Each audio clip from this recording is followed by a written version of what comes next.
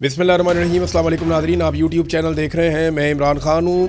Iran ने कुछ तस्वीर और सबूत पेश किए हैं कि ईरान के ऊपर जो अटैक हो रहे हैं वो खलीजी ममालिक में अमरीकी अड्डों से हो रहे हैं, लिहाजा इसलिए यहाँ पे अड्डों में जवाबी हमला करना ज़रूरी है। लेकिन साथ ही ईरान ने यह कहा कि फ़ौजी मकामात के अलावा जहाँ पर कोई अटैक हो रहे हैं या किसी तनसीब के ऊपर अटैक हुआ तो वो हमने नहीं किया, वो अमेरिका या इसराइल कर सकते हैं ताकि अरब ममालिक ईरान के साथ लड़ पड़े।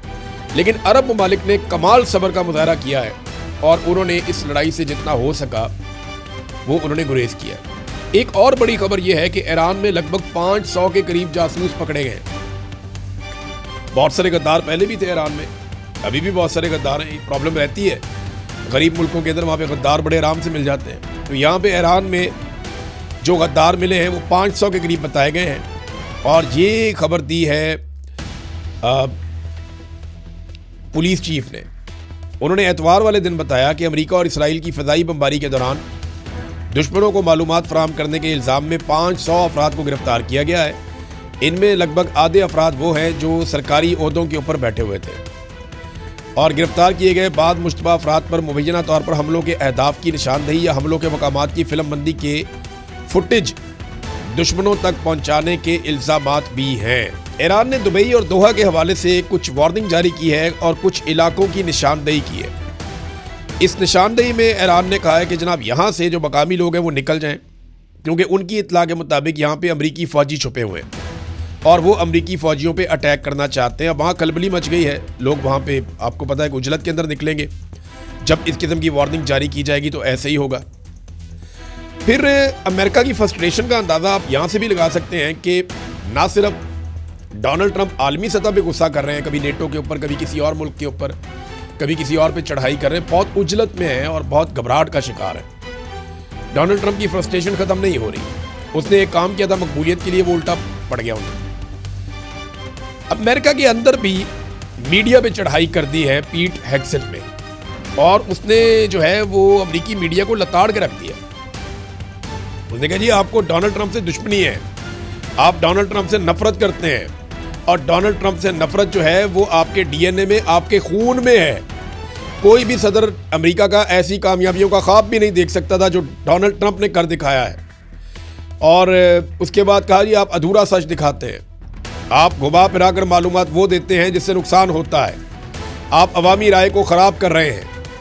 36 घंटे तक एयरफोर्स का जहाज़ उड़ाना कितना मुश्किल है, कभी आपने इसके ऊपर रिपोर्टिंग की है? कभी आप इसके ऊपर स्टोरीज कर रहे हैं? आप अवामी राय को ख़राब कर रहे हैं। ट्रंप से नफरत इसकी वजह है। यानी आप हमारे कारनामे बताएं ना दुनिया को। ये जैसे पाकिस्तान में होता है, हर फौज की यही ज़हनियत होती है। हर फौज यही चाहती है कि उनको हीरो दिखाया जाए, उनको बड़ा दिखाया जाए। अगर वो हार भी जाएँ तो कहा जाए नहीं जी नहीं ये जीत गए हैं। अगर वो किसी जगह करप्शन भी करें तो बताया जाए नहीं जी करप्शन नहीं कर रहे, बहुत अच्छे लोग हैं। फौजी मेंटेलिटी ऐसी होती है, जिसके हाथ में हथियार होता है ना उसका दिमाग ख़राब हो जाता है। तो अमेरिका के अंदर भी वो मीडिया के ऊपर चढ़ दौड़े। उन्होंने कहा जी मीडिया जो है वो कसूरवार है सारी बात का। जब डोनाल्ड ट्रंप और अमेरिकन हुकूमत के हाथ में चीज़ें नहीं आ रही ना, और उन्हें समझ नहीं आ रही कि ईरान को काबू कैसे करें।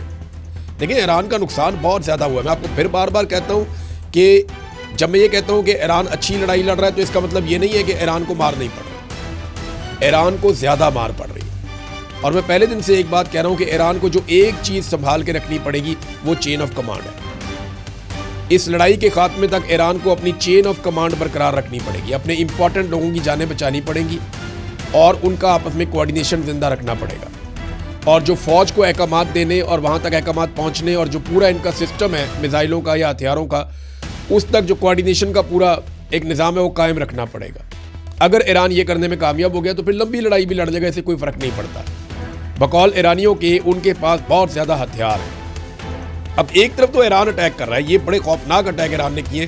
गुज़िश्ता 36-48 घंटे इसराइल के लिए बहुत मुश्किल थे, लेकिन इसराइल भी लगातार हमले कर रहा है, ना सिर्फ ईरान के ऊपर बल्कि वो हमले कर रहा है लबनान के ऊपर। ईरान की तफसीलात तो मैंने आपको बताई, लगभग 1350 अफराद शहीद हो गए, अब तो 1400 के करीब हो गए।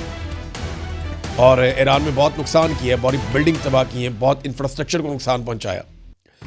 लेकिन लबनान के अंदर भी लगातार हमले कर रहे हैं। 11 अफराद जो है वो गज़ा में शहीद हो गए हैं और इनमें 8 पुलिस वाले हैं जो गज़ा में काम करते हैं, फ़लस्तीनी। और गुज़िश्ता 2 हफ्तों के अंदर 2 मार्च के बाद से लेकर अब तक लबनान में 850 अफराद शहीद हो गए, 107 बच्चे हैं और 66 खवातीन हैं और 2105 अफराद वहाँ पे ज़ख्मी हैं और बड़ी तादाद में ज़ख्मी जो है वो ईरान में भी। तो इसराइल ब्रूटल अटैक कर रहा है और इसमें इसराइल एक वेपन यूज़ कर रहा है जिसे कहते हैं फास्फोरस बम।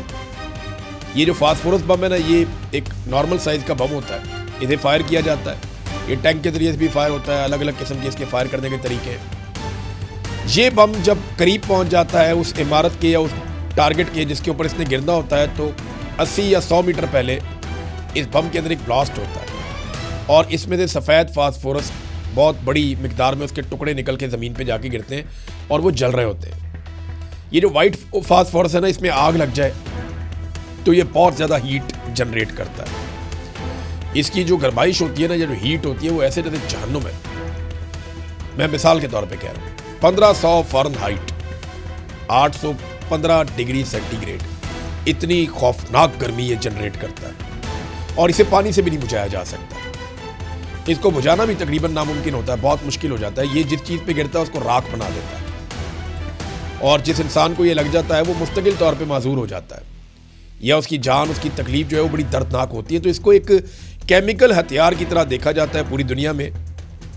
तो ये वाला जो हथियार है उसे इस्तेमाल कर रहा है इसराइल और लगातार वो ये लबनान पे भी फेंक रहा है और लगातार इसको ईरान के ऊपर भी फेंका जा रहा है। ये बहुत अफसोसनाक है।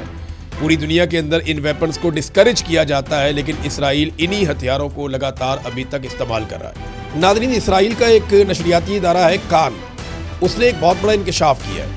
वो ये कहता है कि सिक्योरिटी ज़राए से बहुत बड़ी खबर आई है और वो खबर ये कहती है कि सिक्योरिटी हुकाम ने इसराइली हुकूमत को खबरदार कर दिया और इसराइली हुकूमत को बताया है कि ईरान के ख़िलाफ़ जंग में किसी किस्म की कोई पेशरफ्त नहीं हो रही, कोई कामयाबी नहीं मिल रही। जंग के अहदाफ पर दोबारा नज़रसानी की जाए और चेक किया जाए कि हम क्या कर सकते हैं। ईरानियों को निज़ामी हुकूमत के ख़िलाफ़ बहुत बड़ी तादाद में सड़कों पर निकालने में मुकम्मल तौर पर नाकामी हुई है, इसका भी एतराफ़ किया गया है।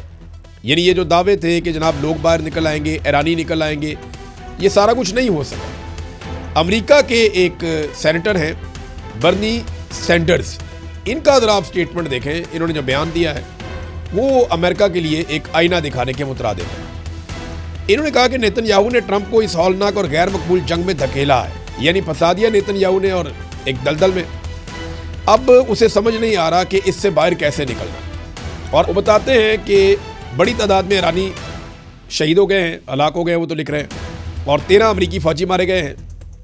12 दिनों में लगभग 16.5 अरब डॉलर का जो है वो नुकसान हो गया है और 32 लाख ईरानी बेघर हो चुके हैं और 773 लबनान में लोग जाँ बहक हो चुके हैं, जबकि ईरानी 10,000 से ज़ायद ज़ख्मी हैं और इसके बावजूद हासिल कुछ नहीं हो।